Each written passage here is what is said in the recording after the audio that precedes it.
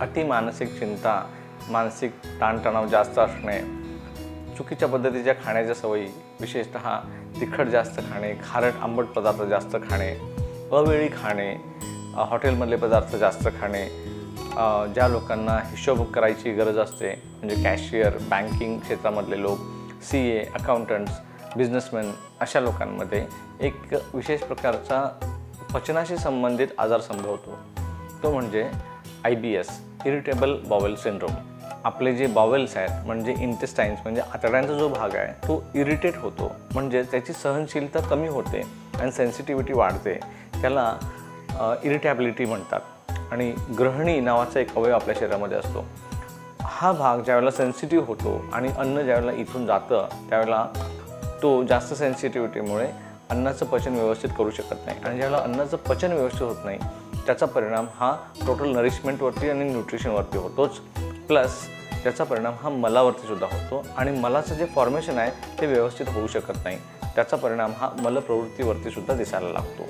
अशा लोकांमध्ये वारंवार शौचाला जायला लागणे ही महत्त्वाची तक्रार असते, पण दिवसातून सकाळी 2-3 वेळा, संध्याकाळी परत 2-3 वेळा इतक्या वेळा जावं लागतंच, प्लस विशेषतः भोजनानंतर शौचाला जायला लागण्याची महत्त्वाची तक्रार यांच्यामध्ये असते। काही लोकांना जेवणानंतर लगेचच जावं लागतं, तर काही लोकांना जेवणानंतर 1-2 तासांनी शौचाला जावं लागतं।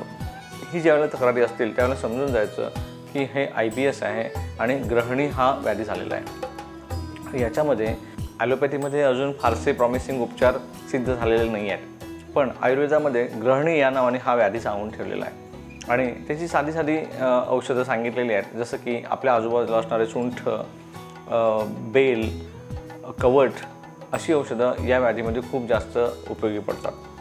त्यानंतर दुर्वासुद्धा उपयोगी पडते।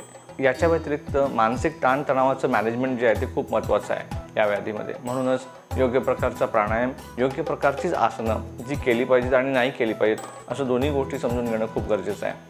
त्याबरोबर पंचकर्मामध्ये विशेषतः नाभी बस्ती, इच्छा बस्ती नावाचा एक बस्तीचा प्रकार आहे, तो याच्यामध्ये विशेषत्व करून वापरला जातो आणि खूप प्रभावी आहे असंही दिसून येतं। त्यानुसार मानसिक ताणतणावाच्या मॅनेजमेंटसाठी शिरोधारा, हृदबस्ती आणि अभ्यंग, सर्वांग क्षीरधारा इत्यादी जे ट्रीटमेंटचे पंचकर्माचे जे प्रकार आहेत ते उपयोगी पडताना दिसतात।